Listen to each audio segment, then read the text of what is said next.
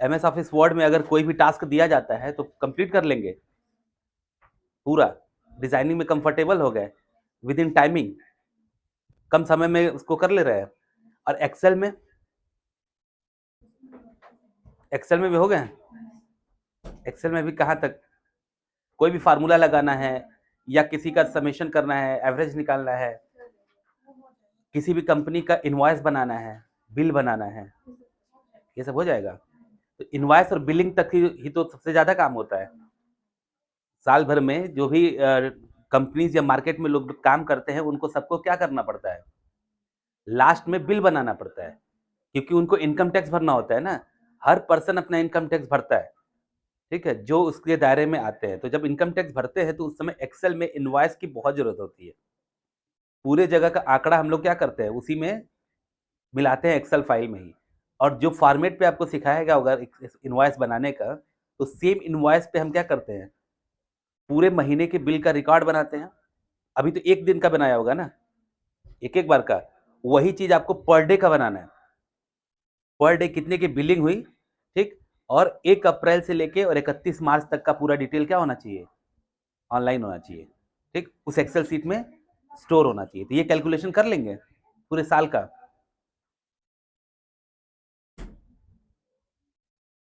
सुने हो मैं क्या बोल रहा हूँ? हाँ? एक दिन का आपने इनवॉइस बनाया, तो एक दिन का बिल बनाया ना किसी भी प्रोडक्ट का, तो एक ही दिन तो कोई आइटम बिकता नहीं है। एक्सेल का मेन आखिरी पॉइंट हम लोग का क्या होता है, एक ही दिन तो कोई आइटम बेचेगा नहीं ना, वो टोटल साल भर का उनको इनकम टैक्स भरना है। तो 1 अप्रैल से लेके और 31, बस माइक स्लो कर लीजिएगा, 1 अप्रैल से लेके और 31 मार्च तक का डिटेल लिया जाता है। 31 मार्च यही हमारा फाइनेंशियल ईयर होता है ना। इस फाइनेंशियल ईयर में पर डे का रिकॉर्ड हमको लेना है। एक इनवॉइस आपने बना ली तो वहां पे एक फार्मूला लगा लिया होगा आपने, जैसे कहीं भी उस नंबर के डिजिट्स अगर चेंज होंगे, इनवॉइस जब बनाए होंगे तो कभी 18% कहीं जीएसटी लगता है, कहीं 5% जीएसटी लगता है। तो जैसे ही कोई 5% करे तो कैलकुलेशन अपने आप चेंज हो जाती होगी, अगर फार्मूला लगा रहे हैं तो तुरंत चेंज हो जाएगा ना। उसी तरह इज इक्वल टू 365 डेज, मान लीजिए जिस दिन की सेलिंग होगी उतना का कैलकुलेट किससे करेंगे, 365 दिन से, कि कितना कितना हमारा सेल हुआ है। जैसे मान लीजिए कि एक दिन हमारा सेल, जिसको हम सेल आइटम बोलते हैं, उसमें हम क्या कर रहे हैं, एक दिन हमारा जो सेल हो रहा है वो मान लीजिए किसी दिन हमारा 10,000 का हो रहा है, अगले दिन 15,000, किसी दिन 9,000, ऐसे करके हर डे बाय डे सेल होता है ना पूरा। तो उसी सीट में हम क्या करते हैं, एक फार्मूला लगाएंगे, ठीक, और नंबर ऑफ डेज, जो सेल का डेज होता है वो, और मल्टीप्लाई विथ पर डे का सेल, ठीक है। उसके बाद असेस्ट, जो कॉस्ट हम लोग काटते हैं उसमें किस पे जाते हैं, असेस्ट वगैरह निकालेंगे कि कितना हमने खर्चा किया है। और सेम फाइल हम लोग बना के किस पे अपलोड कर देते हैं, इनकम टैक्स की वेबसाइट पे। यानी उसी एक्सेल से पूरा काम क्या हो जाता है, कंप्लीट हो जाता है। तो इतना पढ़े हो ना सारा, ये कर लेंगे ना, तो ये अगर कर लेंगे तो मतलब आपको फाइनली एक्सेल कंप्लीट हो गया, ठीक है, कि आप एवरेज वगैरह निकाल लेंगे और फार्मूलाज लगा लेंगे, ठीक। और उसको कैसे शॉर्ट टर्म में करते हैं, मतलब शॉर्टिंग भी उसमें बहुत होते हैं ना, ट्रिक्स बहुत है। तो अगर वो कर ले रहे हैं तो मतलब आप एक्सेल में अब लगभग जो भी ऑर्गेनाइजेशन आपको रखती है, मतलब किसी भी पर्सन को रखा जाता है, जैसे मान लीजिए किसी किसी की स्किल्ड होती है, तो अब जो ऑर्गेनाइजेशन रखती है वो अपनी ऑर्गेनाइजेशन अपने हिसाब से 15 दिन आपको ट्रेनिंग देगी ही देगी, ठीक है, कि बस उनको ये मतलब है कि आपको आता है कि नहीं आता एक्सेल, ठीक है। अगर आपको आ रहा है कहीं भी कि हम वर्ड का इस्तेमाल कर लेंगे, टूल्स की जानकारी मुझे है, जो आप बोलेंगे वो हम कर लेंगे, तो सबका अलग अलग काम होता है, वो अपने हिसाब से क्या करते हैं फिर कराते हैं, ठीक है। तो ये एक्सेल का है। प्रेजेंटेशन अभी चल रहा है, कल शुरू हुआ था। तो प्रेजेंटेशन वही है जो हम लोग इस चीज को रिप्रेजेंट कर रहे हैं, ठीक है। और अभी है साइबर सिक्योरिटी। इंटरनेट पढ़ा है पूरा, इंटरनेट में क्या क्या पढ़ा था, इंटरनेट में क्या क्या चीज आई थी, इंटरनेट का आविष्कार कैसे हुआ, ठीक, इंटरनेट में कनेक्टिविटी कितने प्रकार की होती है, इंपॉर्टेंट उसमें जो टॉपिक्स है मैं बता रहा हूँ कि इंटरनेट का जो इवोल्यूशन है वो कैसे आया। आज जो इंटरनेट आप देख रहे हैं, किसी दिन इसकी शुरुआत हुई होगी ना, सबका 1989 फ्रॉम बिहाफ ऑफ अर्पानेट, ठीक है। स्टार्टअप हुआ, स्टार्टअप होने के बाद इंटरनेट आज हमारे बीच में है और काफ़ी जगह इसका बदलाव हुआ। 2G, 3G, 4G, 5G, आज हम 5 जनरेशन में हैं। स्टार्ट किए थे तो अभी 2G नहीं थे, उसमें भी हम लोग पहले टेलीफोन लाइन में थे, lease line connection, PSTN network उसमें था ना किताब में। कई नेटवर्क के अलग अलग प्रकार है जिसमें डायल अप कनेक्शन होता है। कनेक्शन भी कई प्रकार के हैं ना।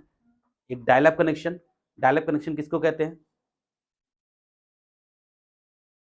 जो फोन से हम डायल करते हैं, मोबाइल ऐसे पहले फोन से डायल करते हैं ना, तो वो डायल अप है ना, उससे भी नेट चलाते हैं। कई जगह फोन से भी क्या चलता है, नेट चलता है ना, कनेक्ट करके। तो वो भी एक समय था जब हम लोग फोन से नेट चलाते थे, आज भी लोग चलाते हैं फोन के जरिए भी नेट, ठीक है। तो उसमें डायल अप कनेक्शन आता है। फिर उसके बाद आप कितने वाईफाई के माध्यम से करा रहे हैं, उसी को नेटवर्क प्रकार बोला गया था, आपके किताब में दिखा था PSTN, PSDN, ठीक। ये सारा कुछ था कि पब्लिक स्विच टेलीफोन नेटवर्क, ठीक, पब्लिक स्विच डेटा नेटवर्क किस प्रकार से कनेक्ट होते हैं, कनेक्टिविटी कितने प्रकार से होती है। तो कनेक्टिविटी के प्रकार उसमें क्या पढ़ाया गया था, गाइडेड और अनगाइडेड। गाइडेड मतलब जिसमें वायर का इस्तेमाल होता हो,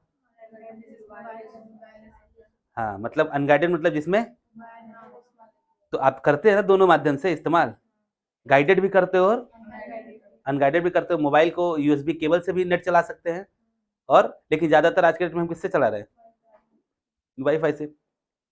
अच्छा, फर्क क्या होता है अगर हम वाईफाई से इंटरनेट कनेक्ट कर रहे हैं और वायर से कनेक्ट कर रहे हैं, दोनों में बेहतरीन और स्ट्रांग नेटवर्क किसको बोलते हैं?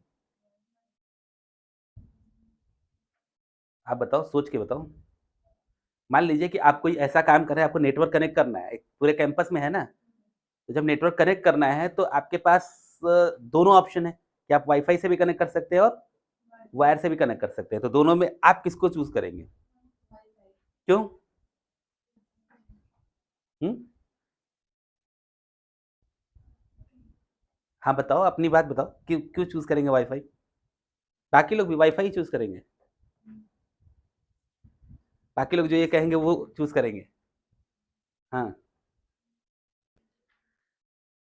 केबल का जो नेटवर्क होता है, आप खुद मेंटली भी सोच सकते हैं कि वाईफाई में जो कनेक्टिविटी होती है वो सिग्नल पे होती है।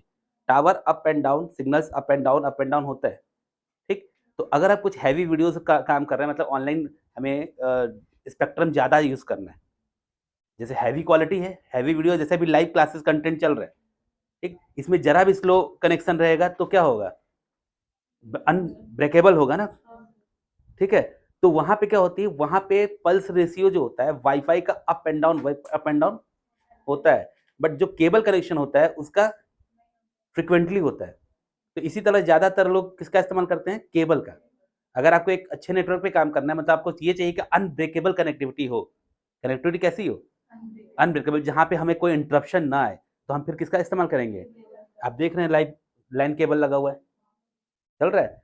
तो जब लैन केबल से कनेक्टिविटी है तो चाहते तो वाईफाई से भी कर सकते हैं, लेकिन वो क्या होगा, ब्रेकेबल होगा, कहीं सिग्नल लूज होगा तो कहीं, ठीक है। इसलिए एक बेहतर कनेक्टिविटी के लिए हमें क्या इस्तेमाल करना चाहिए, केबल कनेक्शन। तो केबल गाइडेड मीडिया हमेशा से अनगाइडेड से बेहतर रहा है, ठीक है, अनगाइडेड से बेहतर है अगर हम उसको इस्तेमाल कर रहे हैं। हाँ, ये जो हमारा अनगाइडेड है वायरलेस नेटवर्क, इसका इस्तेमाल इसलिए करते हैं क्योंकि इजी टू मूव होता है, यही होता है ना, इजी टू मूव होता है, इजी टू कनेक्ट होता है, कहीं से भी कनेक्ट कर लेते हैं। तो हमें थोड़ा बहुत काम होता है तो हम किस पे काम करते हैं, वाईफाई से कर लेते हैं, ठीक है। तो ये हमारा कनेक्टिविटी और कनेक्टिविटी के प्रकार है जो अब तक हम लोगों ने इंटरनेट में पढ़ा है। इतना पढ़ने के बाद अगर आप इंटरनेट इस्तेमाल कर लेते हैं, आप एक ईमेल आईडी बना सकते हैं, बना लेते हैं।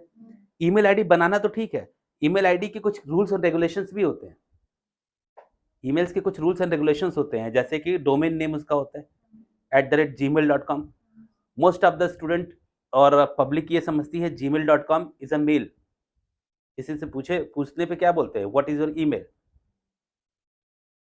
तो क्या आपको भी यही लगता है, ईमेल इज जीमेल? जैसे इंटरनेट लोगों के दिमाग में फीड है गूगल, इंटरनेट क्या है, तो क्या गूगल इंटरनेट है? अब इस चैप्टर को पढ़ने के बाद क्लियर हो जाना चाहिए ना कि गूगल क्या है ना, एक सर्च इंजन है केवल। गूगल क्या है, ऑप्शन था ना कि सर्च इंजन, फायर और ब्राउजर। ब्राउजर क्या है, सर्च इंजन क्या है, ठीक है। एड्रेस बार किसको बोलते हैं, गूगल बार किसको बोलते हैं, ये चीज आपको उसी लेक्चर में क्लियर थी, ठीक है। कि सर्च इंजन का मतलब क्या होता है, सिर्फ कंटेंट को खोजने का एक प्लेटफॉर्म जो क्या प्रोवाइड करता है, गूगल है। गूगल एक ऐसी वेबसाइट है जिसके माध्यम से, और उसको हम सर्च इंजन ही बोलते हैं, जिसके माध्यम से हम अपने कंटेंट को क्या करते हैं, खोजते हैं। तो क्या गूगल के अलावा कोई ऑप्शन नहीं है, बहुत सारे हैं, जैसे बिंग, याहू है, बिंग है, ये सब सर्च इंजन है। ये सारी चीजों पे हम क्या कर सकते हैं, कंटेंट सर्च करते हैं। इनका काम क्या होता है, सर्वर है, जैसे सर्वर पे अगर डेटा अवेलेबल है तो वो उससे, जैसे मान लीजिए क्लास में इतने स्टूडेंट हैं, ठीक है, मैं क्या जरूरी है कि एक मॉनिटर से क्वेश्चन करूंगा जो तेज बच्चा है, आंसर मुझे पीछे के बैकग्राउंड से भी आ सकता है। तो वही चीज यहाँ भी है कि कोई बच्चा जो जो जिसने सिलेबस को अच्छे तरीके से पढ़ा है वो जवाब तुरंत देगा। इसका मतलब ये नहीं कि जो बैक साइड बच्चा है वो जवाब नहीं देगा, उसको भी पता होगा। लेकिन यही काम गूगल की टेक्नोलॉजी तेज है। गूगल की टेक्नोलॉजी क्या है, तेज है, उनका कीवर्ड तेज है, उनका एल्गोरिथम तेज है। उनका एल्गोरिथम तेज है जिससे जैसे ही आप सर्च करते हो तो ज्यादातर उनका प्रचार प्रसार भी बहुत तेज है। आपको सिर्फ वो चीज क्या हो गई, गूगल, गूगल याद हो गया ना सबको। तो किसी को बिंग पूछोगे तो शायद पता है ना हो। एक जो इस कंप्यूटर बैकग्राउंड से नहीं रिलेट करेंगे, उनसे पूछेंगे तो आप गूगल के अलावा उनको कुछ कोई चीज की जानकारी नहीं है, ठीक है। वो इंटरनेट को ही क्या मानते हैं, गूगल, है ना ये चीज। तो आपका ये डाउट क्लियर हो चुका है कि नहीं हो चुका है, सबका हो गया ना कि गूगल एक सर्च इंजन है केवल, ठीक है। इसके अलावा ईमेल उसी तरह आता है। ईमेल भी क्या है, इलेक्ट्रॉनिक एक मेल है। ईमेल का पूरा नाम क्या है, इलेक्ट्रॉनिक मेल। तो क्या ईमेल का जब भी नाम लेते हैं तो मोस्ट ऑफ द पीपल, अगर आप अपने क्षेत्र में अपने लोकेशन पे देखेंगे, अपने इसमें ही जितने लोग बैठे होंगे पूरी क्लासेस में, तो 90% लोग किसका इस्तेमाल करते हैं, जीमेल। सबके पास एक जीमेल अकाउंट होगा ना, एक होगा, दो होगा। मतलब जैसे ही आपको कोई मेल मांगता है तुरंत क्या, कहाँ पे जाते हैं आप, क्यों, क्योंकि लोग इसको मान चुके हैं कि जीमेल ही ईमेल है। सही है ना ये चीज, बट क्या ये सही है, इसके अलावा कौन से है, रेडिफ मेल है, याहू का मेल भी है, ठीक है। मतलब मेल सर्विसेज भी अलग अलग है। और आप खुद की, हर ऑर्गेनाइजेशन अपना खुद का एक डोमेन पे मेल करवाती है, ठीक है। जैसे आप किसी ऑर्गेनाइजेशन में जा रहे हैं तो उन पे लिखा रहता है info@, कंपनी का नाम, जैसे tsgroup.com, ठीक है। तो हमेशा वो लास्ट में क्या इस्तेमाल करते हैं, अपनी वेबसाइट का डोमेन इस्तेमाल, जीमेल का इस्तेमाल नहीं करते। क्यों नहीं करते, क्यों हम अपनी कंपनी का इस्तेमाल करेंगे, जीमेल का नहीं करेंगे,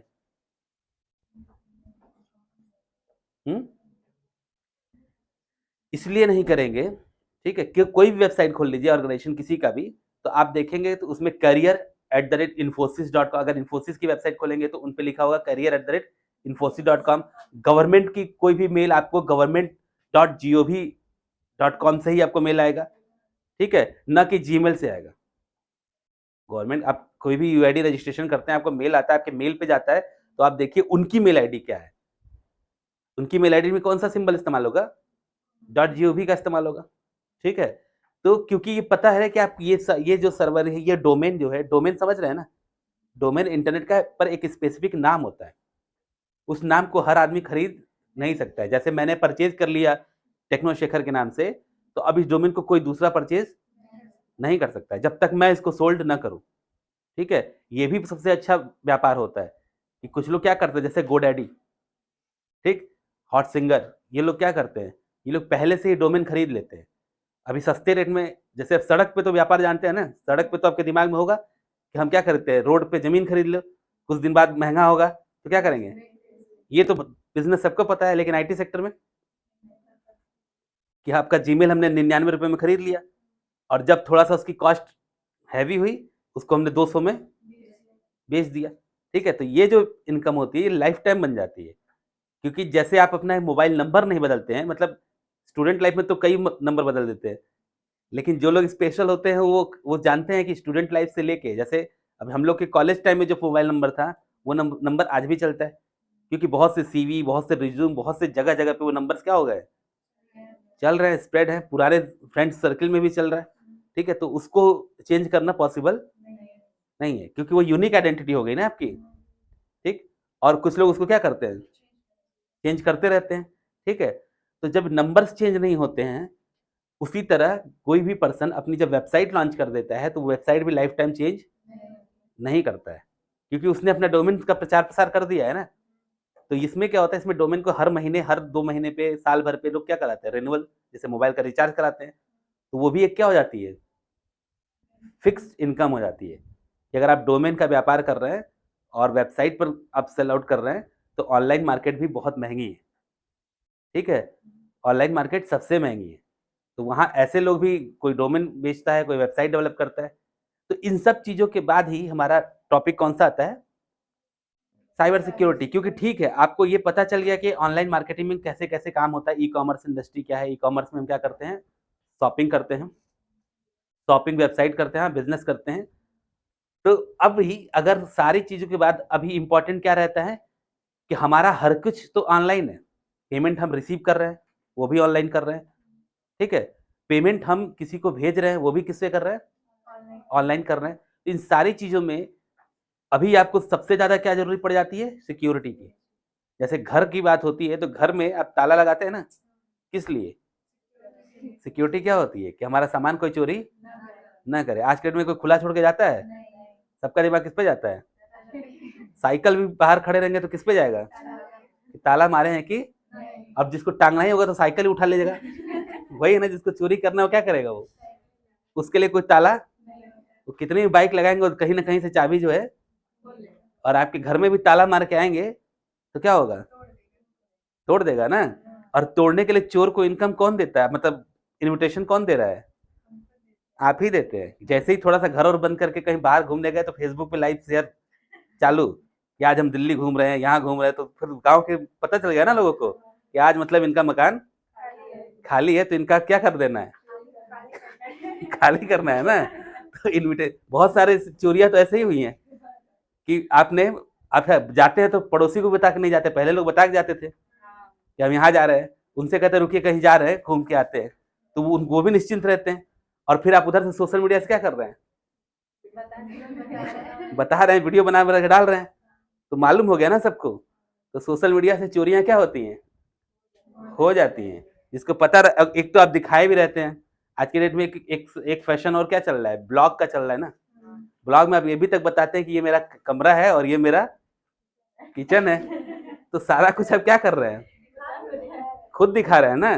और उसके दिखाने के बाद किसी दिन आप पहुँच गए दूसरी जगह, तो पता चल गया ना कि कौन-सा इनका कमरा है, कौन-सा इनका किचन है, उसी में दिख गया ना। तो ऐसी वीडियो बनाते वक़्त इस चीज़ का ध्यान रखिए, मतलब कहीं ऐसा ना हो कि जो आपका पॉकेट में रखा हुआ है पर्स-वर्स, वो भी दिख जाए कि हाँ, ये इनका संदूक है और ये इनका वो बता के नहीं लॉकर दिखाएँगे। वो देखने वाला पकड़ लेता है कि ये क्या चीज़ है? लॉकर है।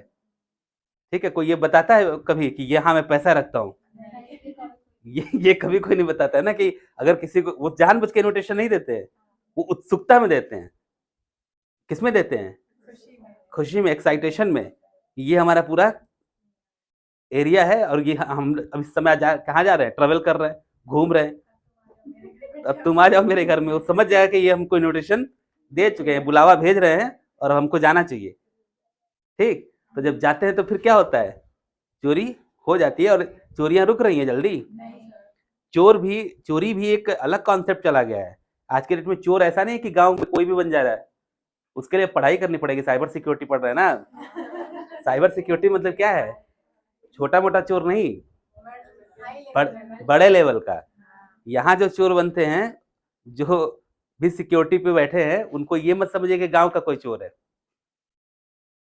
वो ताला तोड़ने वाला नहीं है, वो सीधे क्या है? डायरेक्ट आपके बैंक का सिस्टम हिलाने वाला है। अब इतना लेवल पे चोरी अगर कोई करेगा, उसी को हैकर बोलते हैं ना। हैकर क्या होता है? हैकर भी स्मार्ट स्मार्ट कंडीशन में गाड़ियाँ आ रही है बड़ी से बड़ी, जो दावा करती है कि हमारी गाड़ी कभी चोरी, तो बीएमडब्ल्यू चुराने वाले भी लोग हैं। करोड़ों की गाड़ी भी क्या हो जा रही है? आप स्मार्ट मीटर लगाइए स्मार्ट, लेकिन चोरों के लिए कोई मीटर है? तो इसीलिए साइबर सिक्योरिटी को समझना कि हम ताला, यहाँ तो ताला नहीं मार पाएंगे ना कि हम अपने जीमेल को कैसे सिक्योर करें, अपने व्हाट्सएप मेल को कैसे सिक्योर करें, और कैसे ऐसे लोगों से हम बचें, क्योंकि वो जब स्ट्राइक मारते हैं, ऐसे स्टूडेंट में है तो अब कोई नहीं मारेगा, कि छोड़ो क्या मिलेगा इनके पास, छोड़ देते हैं स्टूडेंट को, तो ऑटो वाले किराया भी छोड़ देते हैं, नहीं छोड़ते हैं, फिर भी स्टूडेंट भी तो झगड़ा करते हैं, वो भी तो कहते हैं कि नहीं देंगे, 5 रुपए रखो। इससे ज्यादा नहीं कोई देता है, उसके बाद भी साइड में खड़े रहेंगे कि उनको लटक के चल लेंगे, चले जाते हैं ना कई लोग। तो फिर वहां भी जब आप बार्गेनिंग कर ले रहे हैं तो वो सोचते हैं छोड़ो जाने दो, बेचारा स्टूडेंट, इससे क्या हम निपटना। लेकिन जब आप थोड़ा सा, अब स्टूडेंट भी कुछ ना कुछ जब बाहर जा रहे हैं तो अमाउंट रख ही रहे हैं, 2000, 5000, 10,000 वैलेट जिसको बोल रहे हैं, सबका सिस्टम किस में आ गया है? वैलेट में आ गया ना। तो जब वैलेट में आ गया है तो इस सिस्टम पे कैसे कोई ट्रैक करेगा? इसी के लिए जिस दिन आईटी एक्ट लॉन्च हुआ था भारत में आईटी एक्ट कब लॉन्च हुआ था? सन 2000 में, जब कंप्यूटर को एज एन एजुकेशन सिस्टम सरकारी रूप से मान्यता मिली कि नहीं, कंप्यूटर हमारी क्या हो जाएगी? पढ़ाई में शामिल होगी। कंप्यूटर किसमें शामिल होगा? पढ़ाई में। मतलब ये हमारे लिए एजुकेशन है, ना कि एंटरटेनमेंट। इसको क्या बनाया गया? एजुकेशन। ठीक है, जैसे अन्य सब्जेक्ट्स लोग पढ़ रहे हैं वैसे कंप्यूटर्स में को भी क्या किया गया? एजुकेशन में इन्वॉल्व किया गया। और सन 2000 में ये टारगेट रखा गया, क्योंकि भारत में कंप्यूटर का बहुत विरोध था। विरोध क्यों था ये आपको पता ही होगा, क्योंकि टीवी देखने का भी विरोध होता है ना घर में, साथ बैठ के हम टीवी नहीं देखेंगे। और उस समय का जमाना वही चल रहा था ना, 2000 के पहले का, कि एक टीवी अगर चल रही है तो सबकी टाइमिंग फिक्स थी। वो लोग फिक्स कर लेते थे कि पापा वाला न्यूज आधे घंटे आप देखेंगे, आधे घंटे सास बहू चलेगा, सबका फिक्स था ना। फिर छोटे बच्चे वाला शक्तिमान फिक्स था। तो सबका अपना अपना टाइमिंग एक ही टीवी पे बंटवारा हो जाता था अपने आप। लेकिन अब सबकी टीवी अलग है, मोबाइल पे सब लोग अपना अपना टीवी, जिसको जो मन कर रहा है वो स्वतंत्र हो गए। और इसी से लोग जो है, इसी से लोग डरते थे, इसीलिए इसका विरोध होता था कि अगर इंटरनेट आ गया तो हमारी भारत का कल्चर जो है क्या हो जाएगा? हो रहा है कि नहीं हो रहा है? कुछ लोग रील्स देख रहे हैं ना, खूब रील बन रहा है, ठीक, तो रील्स में भी अच्छे बन रहे हैं, और तो अच्छा वाला कम देखते हैं लोग। कितने दिन अच्छा वाला कम देखते हैं ना, और खराब वाला ज्यादा देखते हैं, क्योंकि वही चलता ज्यादा है ट्रेंड में। तो इसीलिए जो साइबर सिक्योरिटी है, ये साइबर सिक्योरिटी का उद्देश्य रखा गया सन 2000 में। एक किताब और भी आई जिसमें आईटी एक्ट का 13 अध्याय, कोई भी बुक्स आती है तो उसके लेसन बनते हैं, जैसे आप पढ़ाई कर रहे हैं, हम नवे लेसन पे हैं, हर टॉपिक में अलग अलग चीजें हमने सीखा। तो आईटी एक्ट की जो किताब लॉन्च हुई, भारत का संविधान जिसको कहते हैं, उसमें 13 अध्याय बनाए गए, 13 लेसन। उस 13 लेसन में तीसरा जो अध्याय था वो सिर्फ किस पे डिपेंडेंट था? Cyber security. थर्ड लेसन किस पे डिपेंडेंट था? Cyber security. क्योंकि सिक्योरिटी, सबने कहा कि ठीक है डिवाइस तो आएगी, इंटरनेट आएगा, हम जानते हैं इससे क्राइम भी बढ़ेगा, हम जानते हैं कि इससे जो है नुकसान होगा, कुछ बच्चे इसका पॉजिटिव इस्तेमाल करेंगे, कुछ इसका, ठीक है, लेकिन लाना जरूरी है, क्योंकि सबसे बड़ी चीज क्या है? पेपर को खत्म करना जरूरी है। खत्म भी हुआ पेपर का जो सिस्टम था, वो धीरे धीरे क्या हो रहा है? एग्जाम ऑनलाइन हो गए, ठीक है, तो कॉपियां कम हो गई। नहीं तो हर समय कागज का इस्तेमाल कर, न्यूज़पेपर कम सोल्ड हो रहे हैं, न्यूज़पेपर कम बिक रहे हैं ना। सबसे ज्यादा सब वो लोग भी किस पे आ गए? ऐप पे। हर विज्ञापन कंपनी का अपना अलग अलग एप्लीकेशन है। वीडियोग्राफी, मतलब पोस्टर्स और कागज वर्क धीरे धीरे क्या हो रहा है? इससे फायदा है कि नुकसान? पेपर खत्म होने से पर्यावरण को भी लाभ होता है ना। पेपर की, क्योंकि पेड़ों की कटाई के बाद ही पेपर बनते हैं, पेपर मिल चलते हैं बड़े बड़े, तो फैक्ट्री से धुआं होता है, तो बहुत ज़्यादा पोल्यूशन होता है, ठीक। तो इन सब चीज़ों को हटाने के लिए ही इस आईटी सिटी का और ये आपके मोबाइल, इंटरनेट, ये सारे डिवाइसेस का इस्तेमाल हुआ है। वही फ़ायदा है कि आज एजुकेशन जो है, आप किसी भी दुनिया के किसी कोने से हैं, कहीं से भी कहीं की पढ़ाई तो एजुकेशन में आया ना ये इन्वॉल्व होके, ये एजुकेशन में पूरी तरह से इन्वॉल्व हो गया और इससे काफ़ी लोग डिपेंडेंट हो गए पढ़ाई पे कि आप घर बैठे भी अपना सारा डिटेल्स ले सकते हैं। अब इस डिटेल्स को लेने में जब हमारी साइबर सिक्योरिटी की बात आती है, तो इस साइबर सिक्योरिटी में ये था कि आपको क्या चीज़ इंटरनेट पे करना चाहिए और क्या नहीं करना चाहिए, ठीक है? साइबर सिक्योरिटी में एक बहुत बड़ा क्रिमिनल ऑफेंस होता है क्योंकि इसमें जो है, जैसे रोड पे आप चलते हैं ट्रैफिक पुलिस में, तो 18 साल से कम आयु का बच्चा है, तो उसको ड्राइविंग लाइसेंस उसका नहीं बनता है। इस केसेज़ में क्या होता है, बहुत से कानून बनाए गए कि अगर उससे कम का बच्चा रोड पे जो है मोटरसाइकिल लेके निकलता है, वो भी विदाउट हेलमेट, तो किसको पेनल्टी भरनी है? पेरेंट्स को भरनी है। आता है ना ये चीज़ कि आप अपने बच्चे को गाड़ी अगर दे रहे हैं तो अपराध कौन कर रहा है? तो वही चीज़ साइबर सिक्योरिटी में भी लागू होती है कि अगर अब क्या-क्या, अब आप सोचो कि जो-जो सिक्योरिटी हम लोग उसमें पढ़ेंगे साइबर सिक्योरिटी में, उसमें बहुत से ऐसे क्राइम हैं जो जाने-अनजाने में सब लोग करते हैं।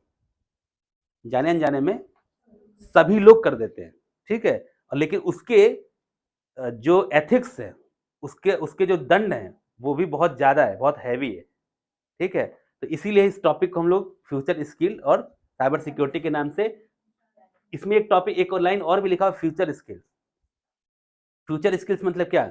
ये आपके चैप्टर का आखिरी टॉपिक है, ठीक? जिसके बाद इसमें ये भी बताया गया है कि अगर अभी आपको कंप्यूटर और एआई टेक्नोलॉजी में इंटरेस्ट है, ठीक है? तो भारत की इकोनॉमी और भारत का जो डेवलपमेंट है, पूरे विश्व का जो डेवलपमेंट है, वो किस पे जा रहा है? उसकी इसी को हम क्या करें? भविष्य किस पे निर्भर है? टेक्नोलॉजी पे। भविष्य किस पे जा रहा है? तो इसीलिए आपका करियर सबसे ज़्यादा सेफ किधर है? टेक्नोलॉजी में। सबसे ज़्यादा किधर सेफ है?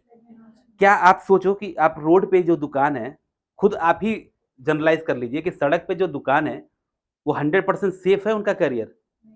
क्योंकि प्रोडक्ट मँगाने वाले गाँव में भी, मतलब एकदम इंटीरियर गाँव में भी मोटरसाइकिल पे फ्लिपकार्ट और अमेज़न के लोग, तो क्या लाइफ़ टाइम सिक्योर है कि शॉपिंग मॉल खोलेंगे तो उसमें करियर है, या फिर सड़क पे एक दुकान खोल लेंगे तो भी करियर है, ठीक? पिज़्ज़ा और मोमोज़ तक पहुँच जा रहा है किससे? ऑर्डर के ज़रिए ना। जब हमें ऑर्डर पे मिल रहा है, तो कोई जाएगा उठ के ठेले तक? नहीं जाएगा। जब ये सारा चीज़ ई-कॉमर्स और ऑनलाइन में जा रहा है, तो मतलब ज़्यादातर हम किस पे डिपेंड हो रहे हैं? मोबाइल और टेक्नोलॉजी पे, ठीक? तो इसमें साइबर सिक्योरिटी में इसी को हम लोग फ्यूचर स्किल बोल रहे हैं कि भविष्य आपका किस लेवल पे है, वो इस चैप्टर में आप समझ सकते हैं। फ्यूचर स्किल का जो प्लेटफ़ॉर्म है, नासकॉम जानते हैं क्या है? लिखा है ना आपकी किताब पे NASSCOM, national association of software and services company. Government की एक ऑर्गेनाइजेशन है, जो इन सब चीज़ों पर काम करती है कि किस तरह की मार्केट में जैसे अभी एआई को अप्रूवल नहीं मिल रहा था इंडिया में। एआई पर लोग भरोसा नहीं कर रहे थे क्योंकि सबको ये पता था कि अगर एआई मार्केट में आता है, तो बहुत अभी भी इसका विरोध खुद सिटिंग गवर्नमेंट भी कर रही है कि इतना फंड हम नहीं लगाना चाह रहे हैं एआई पे, क्योंकि एआई आने से सबसे बड़ा नुकसान किसको होगा? स्किल्ड स्किल्ड को होगा, क्योंकि जो स्किल्ड मतलब किस तरह का? जिस तरह के, जैसे मान लीजिए ड्राइवरलेस कार आ रही है, तो सबसे ज़्यादा वैकेंसी किसकी खत्म हो गई? ड्राइवर्स की खत्म हो गई। दूसरी चीज़, जो काम सीसीटीवी कैमरे आने से क्या हुआ? सिक्योरिटी गार्ड की नौकरी खत्म हो गई। खत्म हो गई ना, क्यों क्यों सिक्योरिटी गार्ड रखना? फिर ड्राइवर क्यों रखना? हो जाएगा ना ये चीज़। और उसी तरह जब मोबाइल्स का या टीचिंग, ऑनलाइन टीचिंग का ज़माना आया, तो लोकल टीचर्स की वैल्यू हुआ है कि नहीं हुआ है? गली-गली में खत्म हो रहे हैं ना धीरे-धीरे। तो अब इतनी छोटी टेक्नोलॉजी से इतने व्यापार जा रहे हैं, तो जब एआई आएगा तो क्या होगा? हर काम चुटकियों में होगा। जैसे जो पोस्टर और थंबनेल बना रखे, मैं अपनी भी बात कर रहा हूँ, जैसे जो पोस्टर्स और थंबनेल्स की अगर हम लोग बात कर रहे हैं, और जो एक वीडियो एडिटिंग के लिए मुझे 2-2 3-3 घंटे लोगों को रखना पड़ता था, वो धीरे-धीरे क्या हो रहा है? क्यों रखा जाए? भाई आज से मुझे बात करने में टाइम लगेगा और एआई वो काम कितने देर में कर रहा है? 1 मिनट में चुटकी में वो चीज़ कर दे रहा है। तो जब चुटकियों में वो काम हो रहा है, तो फिर हम क्यों जाएँगे उस पे? जाएँगे? तो मैन पावर धीरे-धीरे क्या हो रहा है? खत्म हो रहा है।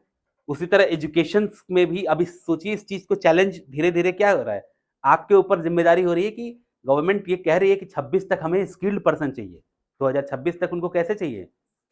आज आज पूरे ज़िले में स्कूल भी बंद हो गए ना। सरकारी 124 सब मर्ज हो गए। 124 विद्यालय बंद होने का मतलब क्या है? अगर एक स्कूल पे 5 स्टाफ भी होता तो आप सोचिए कितने लोग की नौकरी चली गई। क्योंकि एजुकेशन चाहिए नहीं किसी को, इसलिए बंद हो गया एजुकेशन।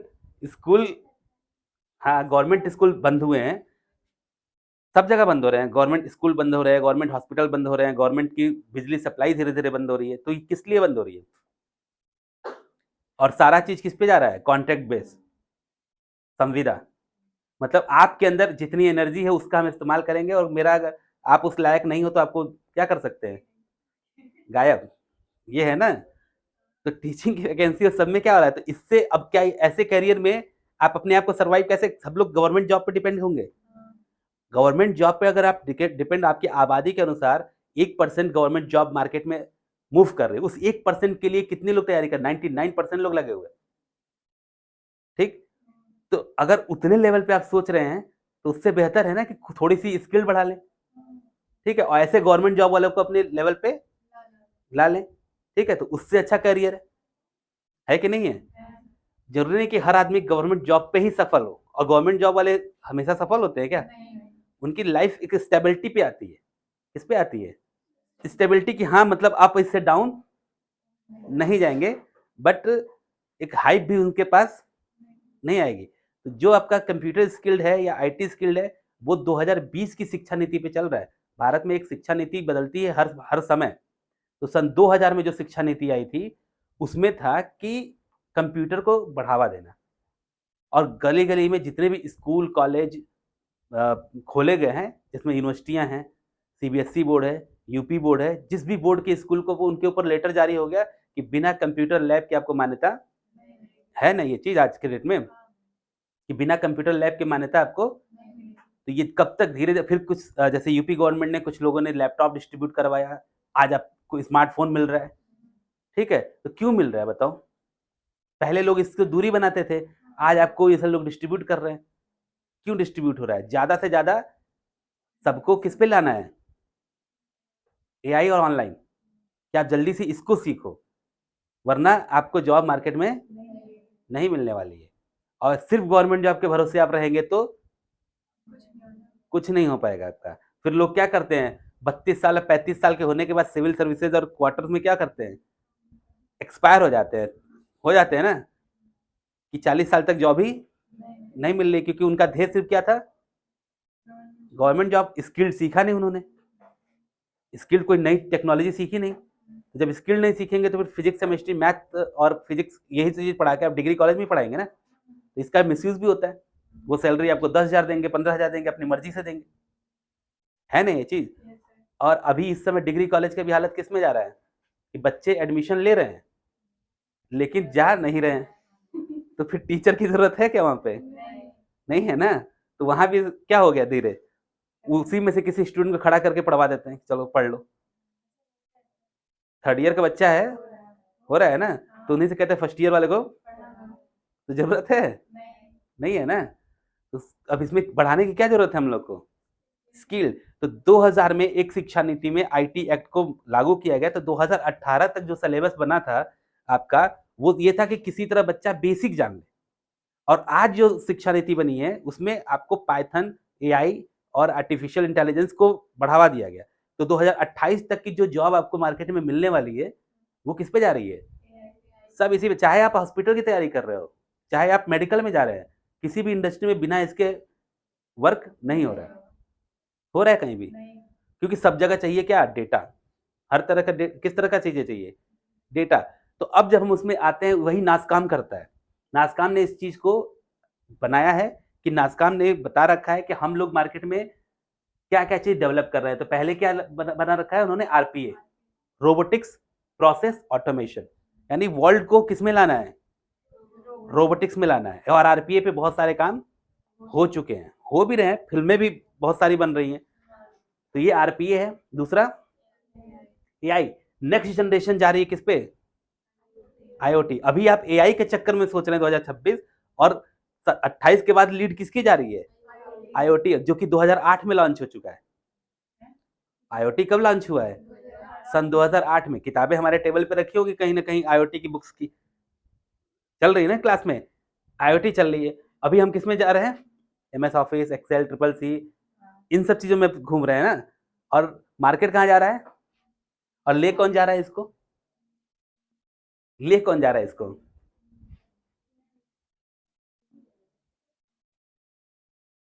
हेलो, आ रहा है?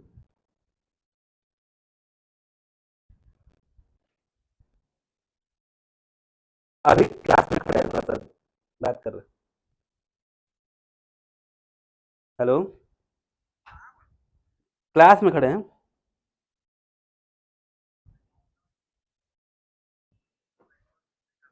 हम्म, चलिए यार, ये किस में जा रहा है, इसमें एआई पे जा रहा है, फिर इसमें आईओटी किस पे जा रहा है, साइबर सिक्योरिटी और ब्लॉकचेन। कभी इसको इनका नाम सुना है, ब्लॉकचेन टेक्नोलॉजी? ये तो सुन रहे हो ना इस समय कि बिटकॉइन चल रहा है। बिटकॉइन, जो आप कॉइन खरीदते हैं मोबाइल पर, खेल रहे हैं लोग, जो पैसा लगाते हैं, एसआईपी लगाते हैं, कॉइन खरीदते हैं, कॉइन में पैसा डबल होता है, ये सब सुन रहे हैं कि नहीं सुन रहे हैं? That is dependent on blockchain technology, और ये मार्केट में लोग मूव करा रहे हैं। ठीक, और इस टेक्नोलॉजी का बहुत ज़्यादा इस्तेमाल कर रहे हैं, जिसमें जो अभी कौन सा गेम खेलते हैं, ड्रीम इलेवन वगैरह बच्चे खेल रहे हैं। ठीक, ये सारे किस पे डिपेंड है, ब्लॉकचेन टेक्नोलॉजी। ठीक, फिर साइबर सिक्योरिटी, इसके साथ साथ हमारा दूसरा बूम किस पे है, साइबर सिक्योरिटी पे। फिर आईओटी, तो आईओटी मतलब हर डिवाइस जो इंटरनेट से कनेक्ट हो, ये इसका कॉन्सेप्ट है आईओटी का। ठीक है, एसी से लेके रेफ्रिजरेटर से लेके आपके घर की एलईडी पंखा सब किससे चलेगा, इंटरनेट से। ठीक है, सब किससे चलेगा, देखिए एसी आपकी लगी वाईफाई इन्वर्टर वाली लगी है ना, इंटरनेट से चल रही है ना। ठीक, तो इसकी क्यों चल रही है, कुछ मुझे लाभ होगा। ठीक, जिसकी वजह से मैं इसको किस पे रखा हूँ, वाईफाई पे। तो जब पंखा रहेगा तो पंखे को भी किस पे रखेंगे, वाईफाई से रखेंगे। और डोर भी स्मार्ट होम, जिसको कह रहे हैं, स्मार्ट होम का मतलब क्या होता है, पूरा घर किस पे हो, और ऐसा है। वो उसके लिए जो आप जिस किताब पढ़ रहे हैं, ट्रिपल सी, ओ लेवल, या फिर इस तरह के जो कोर्सेज कर रहे हैं, नाइलेट, नाइलेट का नाम सुने हैं ना। जब वहाँ बिल्डिंग में जाएंगे, ठीक, तो पूरी चीजें किस पे भी दिखेगी आपको, टेक्नोलॉजी का सबसे बढ़िया आपको वहां पे चीज दिखने को मिलेगी। क्योंकि गेट से लेके आप खुद सोचिए कि अगर घर से हमें कहीं निकलना हो, बाहर जाना हो, अभी जैसे इमरजेंसी फोन आ गया, मुझे निकलना है, और मैं निकल गया, तो मैं जब तक ताला मारूंगा, ताला मारते रह जाएंगे ना, फिर घूम घूम के लाइट बंद करते रह जाएंगे, कहाँ क्या खुला है। ठीक, इसके इससे अच्छा मैं मोबाइल लिया और बाहर निकल गए, फिर अपना मोबाइल उठाए, एप्लीकेशन खोला, देखिए हमारे घर में कौन कौन से उपकरण अभी खुले हुए। ठीक, लाइट खुला हुआ है तो उसको ऑफ किया, एसी चल रही है तो इसको ऑफ किया, गाड़ी में चलते चलते सब क्या कर दिए, फिर कहाँ का डोर खुला है उसको ऑफ कर दिए। पॉसिबल है ना ये चीज, तो आसान है, और ये चीज इसी को क्या बोलते हैं हम लोग, स्मार्ट होम। ठीक है, तो ऐसा घर अच्छा है कि वो स्मार्ट होम अच्छा है ना, कि कोई गेस्ट भी आ गया, जैसे अगर कोई गेस्ट हमारे यहाँ आता है तो उसको हम कैसे, या तो हम भाग के आए उनके लिए, कोई चाबी दे दो, कहीं रखो, इधर रखो, यही सब होता है ना। और इससे अच्छा क्या है कि गेस्ट को हम खुद बता रहे हैं कि आप अंदर आइए, सेंसर लगा हुआ है हमारे गेट पे। ठीक, मैंने यहीं से पासवर्ड खोल दिया, मेरा मन किया कि उनको हमें अंदर बुलाना है तो बुलाएंगे, नहीं तो कहेंगे कि मत आइए। ठीक, आ गए तो सेंसर हमने लगाया, कोड खुला और दरवाजा, सीसीटीवी कैमरे से हम उसमें वॉच कर रहे हैं कि किधर किधर जा रहे हैं, उनको बता भी रहे हैं कि आप जाइए यहाँ रेफ्रिजरेटर पे जाइए, खाना निकालिए, खाइए, बेडरूम में जाइए, सो जाइए। पॉसिबल है ना, ये सब मैसेज हम बता सकते हैं ना उनको कि कहाँ कहाँ आप लोकेशन पे जा सकते हैं, मूव कर सकते हैं। ठीक है, तो ये चीज को हम लोग किस पे लेके जाते हैं, ये कॉन्सेप्ट सोचो, ये कॉन्सेप्ट है और ये एग्जीक्यूट भी हो चुका है, बट आपके यहाँ नहीं आ रहा है। क्यों नहीं, अगर ये आ गया तो कितने लोगों को नुकसान होगा, ना हमें मेड की जरूरत है, ना हमें किचन में किसी पर्सन की जरूरत है, ना मुझे आटा सानने के लिए, एक लड़कों को ये भी दिक्कत होती थी कि यही काम तो नहीं आता था, कठिन है, तो उसके लिए भी क्या आ गया है, मशीन आई है, बस ऐसे डाला ऐसे निकला और रोटी रोटी बन के तो कहाँ की जरूरत है? लोग इसके लिए ना शादी करते थे, उसकी भी जरूरत। सब किस पे जा रहा है? ये रोबोटिक्स है। यही रोबोटिक्स के कॉन्सेप्ट को नासकाम हैंडल करती है पूरा, जिन्होंने अपना जियो बता दिया कि 2038 तक मुझे ऐसे लोगों की जरूरत है भारत में, जिससे हम भारत को चाइना के लेवल पे लेके जा सके। और चाइना यही करता है। चाइना यही करता है कि 4 साल के बच्चे को सीधे क्या सिखाते हैं? स्किल्ड। इसीलिए जो भारत के बल्ब आप नहीं खरीदेंगे, क्योंकि भारत में एक बल्ब खरीदेंगे तो 10 रुपए का बल्ब 100 वाट का खरीदेंगे। ठीक, वही चाइना आपको इतनी छोटी छोटी लाइटें बेच दे रहा है ना। ठीक, सारा प्रोडक्ट हम किसके बिना चाइना के हम लोग प्रोडक्ट खरीद पा रहे हैं? मोबाइल की जितनी भी टेक्नोलॉजी है, अगर यहाँ पे बिल्डअप होगा तो ऐसे तो लोग कहते हैं ना भारत और चाइना एक दूसरे से बहुत बड़े शत्रुता है, लेकिन सबसे बड़ा चाइना का व्यापार कहाँ है? इंडिया में ही है। ठीक, सबसे ज्यादा प्रोडक्ट कहाँ? पहले वाला टार्च का सेल याद है ना? कैसे ऐसे निकाल के 3 सेल बदलते थे, और वो भी जो है कितने दिन में खत्म हो जाता था, और उसकी लाइट भी इतनी तेज नहीं होती थी। और आज के डेट में 5 रुपए 10 रुपए का लाइट जो है, छोटे छोटे टार्च आ गए। मोबाइल का ही टार्च बना लिया हमने। टार्च धीरे धीरे खत्म हो गया ना, तो टार्च बना ली कंपनी का क्या हाल होगा? अब तो कहीं दिखाई नहीं दे रही ना सेल बनाने वाली कंपनियां और टार्च वाली इस तरह की, नहीं दिख रहे हैं ना। तो सीधे वो उनको बिजनेस क्या करना पड़ा। इसीलिए पढ़ते हम किस पे हैं कि भाई अगली साल हमारा बजट क्या आ रहा है, टेक्नोलॉजी हमारी किस चीज पे जा रही है। तो ये हमारा पूरा कंटेंट क्या है? साइबर सिक्योरिटी का। तो ये आईओटी क्या है? आईओटी को अभी मैंने बताया कि दुनिया के हर डिवाइस जिस दिन इंटरनेट पे आ जाएगी, वही समझो क्या है? आईओटी है। इस पर प्रशिक्षण 2008 से चल रहा है। अब जाके भारत में एआई को मान्यता दी गई है, तो 38 तक किसको दे दी जाएगी? आईओटी को भी दे दी जाएगी, कि जितने भी प्रोडक्ट हैं और जितने भी इंसान हैं, क्योंकि बता तो दिया गया आपको। जैसे आप स्टूडेंट हैं, आपको 2020 में हमने बता दिया कि 2020 में मेरी शिक्षा नीति ये है, आप पढ़ लीजिए तभी मैं आपको रोजगार दूंगा। तो आप क्या सोचेंगे कि सरकार को घेरेंगे और धरना देंगे तो किसी न किसी दिन ईटा पत्थर चलाएंगे तो मिल जाएगा? तो मिलेगा इससे? आज के गवर्नमेंट में कोई ईटा पत्थर चलाने वाला है? क्योंकि फिर वीडियो कैमरा बना ले रहे हैं ना कि रुको तुम्हारे ऊपर बुलडोजर चलेगा, जो जो आ जा रहे हैं ना। ईटा उठा के भी लोग नीचे कहाँ रख ले रहे हैं? नीचे के हमारी फोटो ना आ जाए, तो डर हो गया ना सबको। तो इसी तरह से रोजगार या स्किल्स जो है, आप धरने पे देके नहीं मांग सकते हैं, किसके बाद भी आप पे मांग सकते हैं? स्किल पे। ठीक है, तो ये आईओटी का कॉन्सेप्ट इसी पे जो है। जो आईओटी के मेजर कंपोनेंट्स होते हैं, इसमें क्या क्या चीजें आती हैं? सेंसर। तो ये तो जो चौथी किताब जो पढ़ रहा है वो लेवल का चौथा मॉड्यूल, उसमें चौथा मॉड्यूल ही क्या है? आईओटी। क्योंकि हमें सेंसर पढ़ाया जाता है, नेटवर्क को कनेक्ट कैसे करेंगे, दो डिवाइसेस को एक दूसरे से। जैसे यहाँ बॉटल रखी हुई है, मैं चाहता हूं कि यहाँ पे बटन दबाऊं तो बॉटल खुल जाए। ठीक है, तो ये कोडिंग हम कर सकते हैं। किसमें होगी? आईओटी में ही होगी। ठीक है, आईओटी में चौथे लेसन में ये सारी कोडिंग हम लोग क्या करते हैं? सीखते हैं। इंटेलिजेंस एनालिसिस मतलब ऑटोमेटिक क्या करे आपका, आपको जैसे आप मॉनिटर के सामने खड़े हुए, तो अगर मैं एक डॉक्टर के रूप में अगर आपको देख रहा हूं, तो आप जैसे ही शरीर से खड़े हुए, हमने आपकी पूरी बॉडी को क्या कर लिया? स्कैन कर लिया, कहाँ क्या क्या चीजें फिट है, क्या अनफिट है। ठीक, वही रोबोटिक्स हो गया ना, कि वहीं से हमने क्या कर दिया। आज रोबोटिक्स ऑपरेशन कर रहा है कि नहीं कर रहा है? कर रहा है ना। रोबोट जो है बड़े बड़े ऑपरेशन में इन्वॉल्व हो रहा है। ठीक है, क्योंकि इंसानों के बस की बात नहीं है कि उस तरह की चीजों को वो, इंसानों से गलतियां हो जाती हैं, लेकिन रोबोट से वो पूरा चीज, उसी को बोल रहे हैं ना इंटेलिजेंस एनालिसिस, वो सब कुछ मेजर करके आपको वो चीज देती है। ठीक है, कैलकुलेशन में कभी गलती होती है मोबाइल के? तो जब एक कैलकुलेटर से गलती नहीं हो रही, तो सोचिए वो तो रोबोटिक्स है, कितनी हाई फाई एडवांस टेक्नोलॉजी होगी। लेकिन ह्यूमन बींग से हमेशा होगी। ठीक, जबकि ह्यूमन ने ही किसको बनाया है? रोबोट को। लेकिन हावी कौन है? रोबोटिक्स। तो ये सारी चीज हमारे आईओटी के मेन फीचर्स हैं, कि हमारा आईओटी एनालिसिस भी कर सकता है आपके दिमाग को, और एनालिसिस करने के बाद उस पर एक्शन भी ले लेगा। मतलब आपको स्कैन किया, ठीक, और स्कैन करने के बाद उसी तरह से आपको ट्रीट भी करेगा। ठीक है, मतलब ये टाइम आ चुका है और इसमें एक डिवाइस आई थी, शायद पता नहीं आप लोग ने यूज किया होगा कि नहीं, स्पीकर है, अभी नाम ध्यान नहीं आ रहा है, कि अगर हम बात कर रहे हैं उससे, ठीक है, तो जैसे आपने कहा कि आज मेरा मूड अच्छा नहीं है, कुछ ऐसा सुनाओ। हाँ, एलेक्सा। क्या बोलते हैं उसको? तो आपने बोला तो वो तुरंत आपके मूड के हिसाब से किसी इंसान से बोलोगे कि आज मेरा मूड अच्छा नहीं है, थोड़ा दूसरा कुछ सुनाओ। अपने अपने फ्रेंड से पूछो, दोस्त से भी बोलोगे कि आज मेरा मूड जो है अच्छा नहीं है, तो पढ़ पाएगा।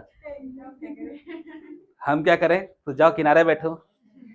यही होगा ना, आपकी टेंशन हम क्यों ले? हो गया ना ये। तो अब लोग किससे बात कर रहे हैं? एलेक्सा। तो ऐसी कई डिवाइसेस हैं जो आपके मूड के हिसाब से आपको आपका मूड वो पहले ही क्या कर ली, समझ गई। तो रोबोटिक्स यही कर रहा है। तो हमें रोबोटिक्स फिर क्या लगने लगेगा? फ्रेंड लगने लगेगा ना। ये तो अच्छा है। हर चीज, और उसकी उसी का एग्जाम्पल फिल्मों में दिखाया जा रहा है ना, कि रोबोटिक्स आपकी हर चीज को पहले कर दे रहा है आपके हिसाब से। तो लोग उस पर डिपेंड हो रहे हैं। तो ये सारी चीजें हमारे किस में आ रही हैं? आईओटी में ही आ रही है। ये क्या था ऑप्शन बिग डेटा एनालिटिक्स का? बिग डेटा एनालिटिक्स में क्या चीजें आती हैं कि जब आईओटी की बात हम लोग कर रहे हैं और आप जान रहे हैं कि हम साइबर सिक्योरिटी की तरफ बढ़ रहे हैं, हमें कंटेंट को सिक्योर करना है, तो बिग डेटा एनालिटिक्स मतलब क्या है कि डेटा का मैनेजमेंट कैसे होगा। इतनी हाई फाई डेटा, क्योंकि आज के डेट में आपके पास या गवर्नमेंट के पास सबसे बड़ी चीज क्या रखा गया है? डेटा। सबसे इंपॉर्टेंट चीज क्या है?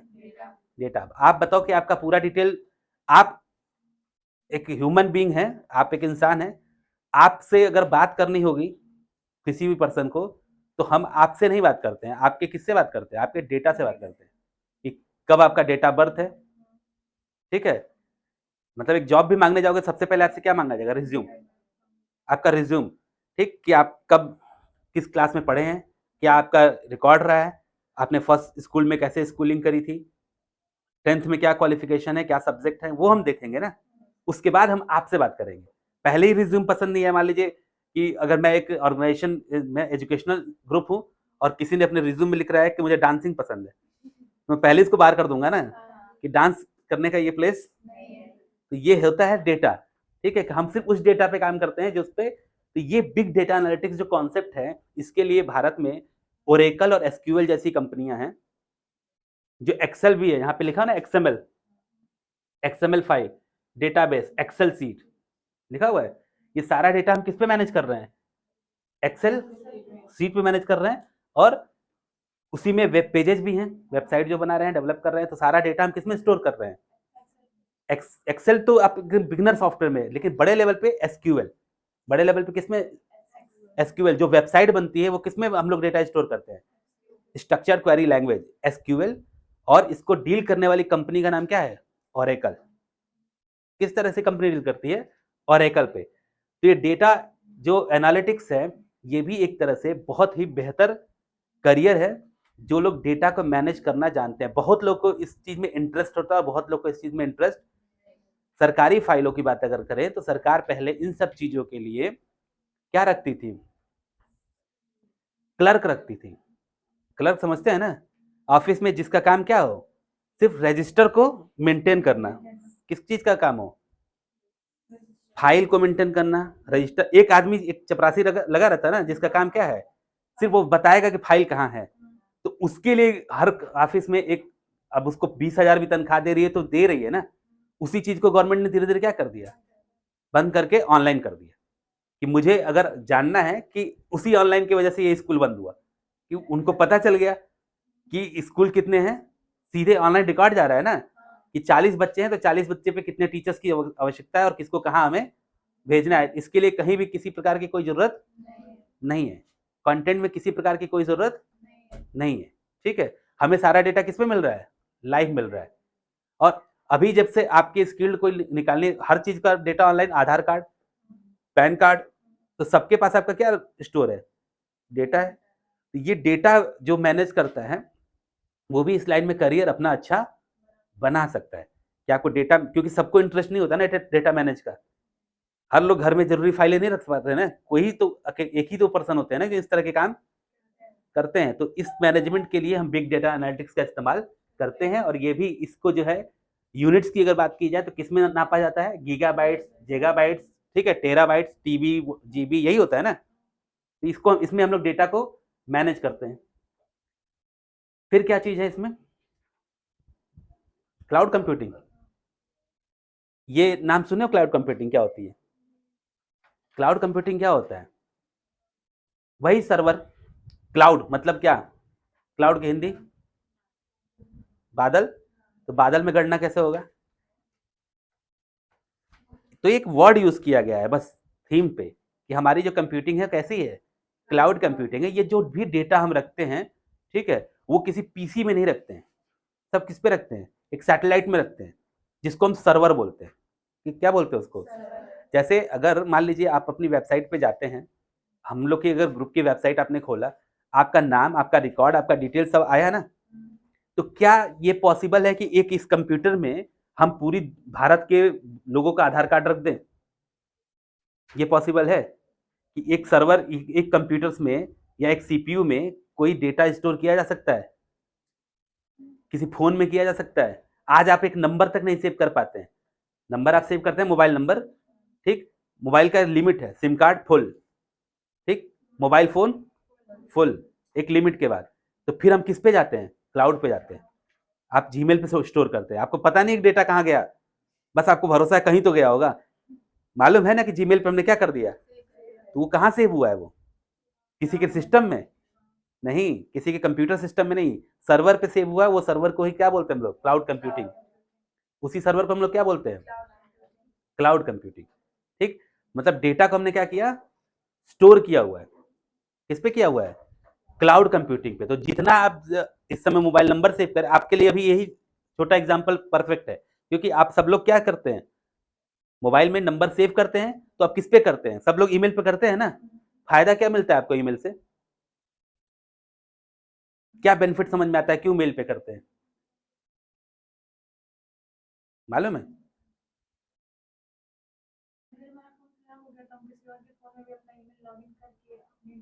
हाँ, ये फायदा है कि अगर आपका फोन गायब हो गया, तो नंबर जितने भी थे वो किसी दूसरे फोन में लॉगिन करते ही आपको क्या हो जाता है?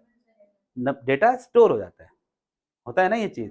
तो इसी को हम क्या बोलते हैं? हाँ, यही है क्लाउड कंप्यूटिंग। यही सब किसमें है? क्लाउड कंप्यूटिंग है। तो इसीलिए हम ईमेल में डेटा स्टोर कर रहे हैं। तो इसीलिए हम लोग वेबसाइट भी लॉन्च किए। अब मान लीजिए कि मेरा एक स्टाफ, 3 स्टाफ लगे रहते थे जो ये बताते थे कि अक्टूबर में कौन पास आउट, जैसे आप यहाँ बैठे हैं, ठीक है? मुझे कैसे पता रहेगा कि आपका एग्ज़ाम कब है? आपका डिटेल कब है? पता रहेगा? आप किस कोर्स में, आप किस कोर्स में हो, संभव है? अगर मुझे इसी डेटा को बार-बार कोई पुराना स्टूडेंट मेरा है, ठीक है? आज से 15-20 हज़ार स्टूडेंट अगर निकल चुके हैं पढ़-पढ़ के, तो क्या सबका नाम और वो सब चीज़ें रिकॉर्ड में रखना पॉसिबल है? और फिर क्या उस क्लर्क को रखना पॉसिबल है जो शुरू से अंत तक मेरे साथ रहे? ये भी नहीं पॉसिबल है। किसी को लाइफ टाइम आप नहीं रख पाएँगे ना, आज के डेट में। तो वो पॉसिबल कैसे हुआ? Cloud computing. वो पूरा डिटेल किस पे है? ऑनलाइन है। अगर आप मुझसे रास्ते में मिल रहे हैं, तो भी हमने आपको डिटेल किस पे देख ली? Cloud computing. हाँ, आप मेरा रजिस्टर्ड कैंडिडेट हैं कि नहीं है। ठीक, तो इसी को, इस पर काम हो रहा है, तो इसको हम क्या बोलते हैं? Cloud computing. मतलब समझ गए ना इस पे? क्लाउड कंप्यूटिंग के प्रकार दिया हुआ है: infrastructure as a service, platform as a service, software as a service. मतलब जितनी भी सर्विस, हाँ, जितनी भी सर्विसेज हैं, जैसे इंफ्रास्ट्रक्चर मतलब क्या होता है? कैसे बनावट है, उसको बनाएंगे कैसे इंफ्रास्ट्रक्चर। जैसे हमने सैटेलाइट बना ली, ठीक है, हमने क्लाउड पे काम कर लिया, ठीक, या हमने कोई वेबसाइट का होस्टिंग ले लिया। तो होस्टिंग मतलब क्या होता है? यही हमारे इंफ्रास्ट्रक्चर है ना, कि हम उसको डेवलप कैसे करेंगे। जैसे 2 जीबी की आपको, आप ईमेल यूज करते हैं, आपको ईमेल वाले 15 जीबी क्या करते हैं? फ्री ऑफ कॉस्ट देते हैं कि 15 जीबी तक आप मेल, उससे ऊपर मंगाए तो चार्ज देना पड़ेगा। उससे ऊपर मंगाएंगे तो क्या होगा? चार्ज देना पड़ेगा। तो उन्होंने अपने इंफ्रास्ट्रक्चर को ऐसे बिल्डअप किया हुआ है ना, जैसे इनका 15 जीबी फुल हो, इनको अब क्या देना पड़ेगा? चार्ज देना पड़ेगा। और उसी तरह प्लेटफॉर्म भी है, कई तरह के प्लेटफॉर्म है। जैसे आपका ईमेल का एक प्लेटफॉर्म अलग होता है ना, न्यूज पोर्टल अलग प्लेटफॉर्म है। तो हर जगह का प्लेटफॉर्म क्या होता है? जहां से आपको उसी तरह के डिटेल्स, उसी तरह के, अब मेल प्लेटफॉर्म पे आपका प्लेटफॉर्म कैसा है? ईमेल। ईमेल खोले हो तो क्या वहां वीडियो प्ले कर पाएंगे? क्योंकि वो प्लेटफॉर्म उस तरह का है ही नहीं। वीडियो का प्लेटफॉर्म अलग है, ईमेल का प्लेटफॉर्म अलग है, ठीक है। और सॉफ्टवेयर सर्विसेज जो डेली आप इंस्टॉल करते हैं, सॉफ्टवेयर कहीं से डाउनलोड करते हैं, सॉफ्टवेयर इंस्टॉल करते हैं, तो क्या हर समय हर पोर्टल पे आप सॉफ्टवेयर डाउनलोड कर सकते हैं? हर पोर्टल का सॉफ्टवेयर भी अलग अलग होता है। तो ये पूरी चीजें किस पे आती हैं? क्लाउड्स पे ही आती हैं, जो अलग अलग जगह पे हम लोग स्टोर करते हैं। कहीं सॉफ्टवेयर स्टोर करते हैं, तो कहीं प्लेटफॉर्म स्टोर करते हैं, ठीक है, और कहीं उसको इंफ्रास्ट्रक्चर मेंटेन करते हैं। क्लियर है इतना? अब इसमें क्या है आपका वर्चुअल रियलिटी। किसको बोलते हैं वर्चुअल रियलिटी? अच्छा, ये नाम क्या है वर्चुअल रियलिटी? वर्ड तोड़ के देखिए, एक क्या बोल रहे हैं हम, वर्चुअल, और दूसरा क्या बोल रहे हैं, रियलिटी। रियलिटी मतलब वास्तविकता, और वर्चुअल मतलब काल्पनिक, मतलब काल्पनिक वास्तविकता। दोनों एक दूसरे के अलग अलग शब्द हो गए ना। क्या मतलब है ये काल्पनिक वास्तविकता से? इसका यूज भी हम लोग आज की डेट में बहुत ज्यादा कर रहे हैं, काल्पनिक वास्तविकता। मतलब वास्तविक तो है, बट कैसा है, काल्पनिक है। जैसे फिल्मों में डबल रोल, डबल रोल देखते हैं ना, क्या होता है, रियलिटी है वो, बट वर्चुअल रियलिटी है। आप ऐसा देखते हैं कि आपको पता ही नहीं चलता है कि वो रियलिटी है कि नहीं है, पता चलता है। और उसके बाद आज के डेट में जो फोटो एडिटिंग सॉफ्टवेयर इस्तेमाल हो रहे हैं, वो भी किस में आ रहे हैं, नहीं आ रहे हैं, स्नैपशॉट से मार देंगे फोटो तो पता ही नहीं चलेगा कि हमने उस कहीं बोरो प्लस और इसके मारने की जरूरत पड़ रही है इसमें, पड़ रहा है, नहीं पड़ रहा है ना। सब क्या हो जा रहा है, लोग भ्रम में आ गए हैं, कह रहे हैं नहीं नहीं बिना देखे तुम नहीं करेंगे, फोटो तो कितनी भी, फोटो का फैशन आउट ऑफ फोकस हो गया है ना। क्यों? क्योंकि ये रियलिटी नहीं है। कोई भी पर्सन रियलिटी में, तो वर्चुअल रियलिटी में जी रहे हैं। किस में जी रहे हैं हम लोग, वर्चुअल रियलिटी। अच्छा, आप शीशा भी देखते हैं सामने खड़े होके, दिन भर बैठ के हम मेकओवर करते हैं अपना, ठीक, तो शीशा क्या होता है, रियलिटी है कि वर्चुअल रियलिटी है ना? आप पढ़े हो इसको कि आपका वो प्रतिबिंब बनाता है, आभासी प्रतिबिंब, साइंस पढ़े हैं ना उसमें। तो मिरर क्या होता है, उल्टा इमेज बनाता है आपका ना। मिरर कैसा इमेज बनाता है, तो क्या रियलिटी है, कैसा है वो, तो उसी को देख के आप जो है, अभी उस शीशे में भी बहुत क्वालिटी आती है। 5 रुपए का शीशा खरीदेंगे तो आपको शक्ल बेकार दिखाएगा, और वही किसी शोरूम के शीशे में देखेंगे तो खुद ही लगते हैं अरे बहुत स्मार्ट है हम लोग। और उसी शीशे के सामने इतनी लाइट लगा दो, और स्मार्ट दिखेंगे, होता है ना इसमें। और वही 10 रुपए के शीशे के सामने खड़ा कर दे तो तुरंत तुरंत चेहरा क्या हो जाएगा, कहेंगे अरे बहुत बेकार हो गया, होता है ना इस तरह से। तो शीशा ही बना रहा है ना आपको, आपकी रियलिटी कौन बता रहा है, शीशा। और वही रियलिटी अब कौन बता रहा है, मोबाइल। थोड़ा सा टेक्नोलॉजी बढ़ गई तो अब हम किस में आ गए, वर्चुअल रियलिटी में। तो वर्चुअल रियलिटी में यही चीज है कि रियलिटी में आपको, जैसे अब इसका इस्तेमाल लोग सिक्योरिटी में भी करते हैं। सिक्योरिटी में जैसे कि हम मान लो सो गए, ठीक है, और आर्मी वाले भी करते हैं, कैंप में हम लोग करते हैं कि हम सो गए। खेतों में देखो ना गांव में क्या होता है, वर्चुअल रियलिटी को क्या करते हैं, एक मटका लगा देंगे, उस पर ऐसे कपड़ा बांध देंगे और ऐसे हाथ लगा देंगे, क्या होता है वो क्या है, वर्चुअल रियलिटी ना। कि जानवर कोई आए तो वो समझे क्या कि कोई आदमी खड़ा है, बट वो रियलिटी है, क्योंकि जानवर भी क्या हो गया है, स्टैंडर्ड हो गया है ना। वो भी जान गए हैं कि ये मटका वाला क्या चल रहा है, फेक चल रहा है। तो इसीलिए वर्चुअल रियलिटी का मतलब है कि अभी वही चीज बीम से होता है, लेजर बीम, समझ रहे हैं, लेजर बीम जो आता है, टार्च चर्च किसी के चेहरे पे जलाएंगे या कहीं किसी की दीवार पे जलाएंगे तो एक बीम बना देता है, बनाता है। तो उसी तरह की बीम्स होती हैं।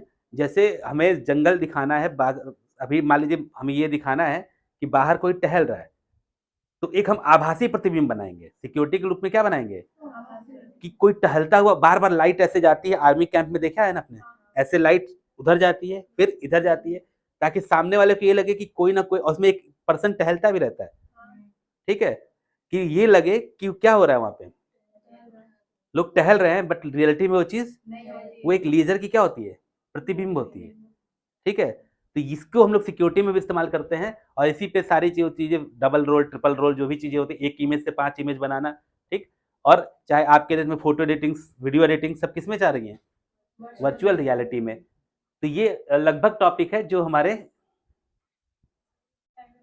हाँ, साइबर सिक्योरिटी में है, कि इसमें इसकी जरूरत हमें नहीं, ये फ्यूचर स्किल्ड है। अभी हम किसकी टॉपिक की बात कर रहे हैं, अभी जो हम लोग पढ़ रहे हैं वो किसकी पढ़ रहे हैं, फ्यूचर स्किल, क्योंकि भविष्य में यही सब चीजें हो रही है ना। अभी हम लोग साइबर सिक्योरिटी पे नहीं आए हैं, अभी सिर्फ किस पे आए हैं, फ्यूचर स्किल किस पे किससे डिपेंड है?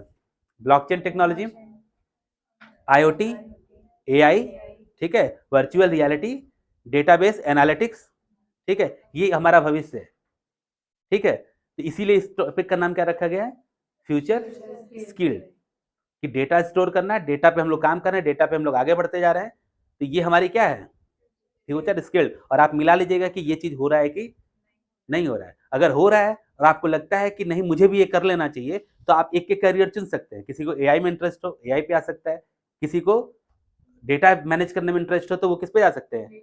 डेटा मैनेजमेंट, ठीक है। सबका अलग अलग टॉपिक, अलग अलग कोर्सेज हो जाते हैं, ठीक है। अब इसके बाद जो टॉपिक आएंगे वो किस में रहेंगे? साइबर। तो साइबर हम लोग नेक्स्ट डे पढ़ेंगे, ठीक है।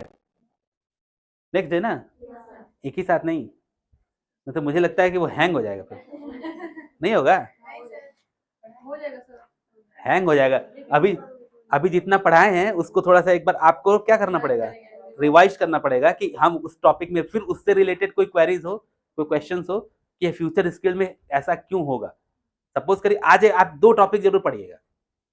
एक, भारत की 2020 की नई शिक्षा नीति, ये आपको पढ़ना चाहिए, क्योंकि नई शिक्षा नीति किसको फॉलो करेगी? आपको। New education policy of India, ठीक। उसको पढ़ने के बाद ही अपने करियर को चूज करिएगा। गांव के किसी बच्चे से पूछ के, या अपने किसी दोस्त से पूछ के, या पापा मम्मी से पूछ के नहीं। पापा मम्मी को पता होगा नई शिक्षा नीति क्या चल रही है, उनको रोज कमाना है और रोज खाना है। और आपके फ्रेंड को भी नहीं पता है, क्योंकि उसने भी नई शिक्षा नीति। तो आप किसको देखेंगे? न्यू एजुकेशन पॉलिसी की क्या क्या चीजें इंडिया में रिक्वायरमेंट हुए, और वो 10-20 पेज कर आपको रिक्वायरमेंट डिटेल्स है। गूगल पे मारेंगे तो मिल जाएगा ना। अब तो हिंदी में पढ़ना है हिंदी में पढ़िए, इंग्लिश में पढ़ना है तो उसको पढ़िए, और उसके बाद ये फ्यूचर स्किल्स, ठीक। तो ये इसीलिए बनाया गया, इस चैप्टर को आपके टॉपिक में लास्ट में डाला गया है कि आपको पता चलता है, ठीक है। तो आज इतना ही रहने देते हैं, लगभग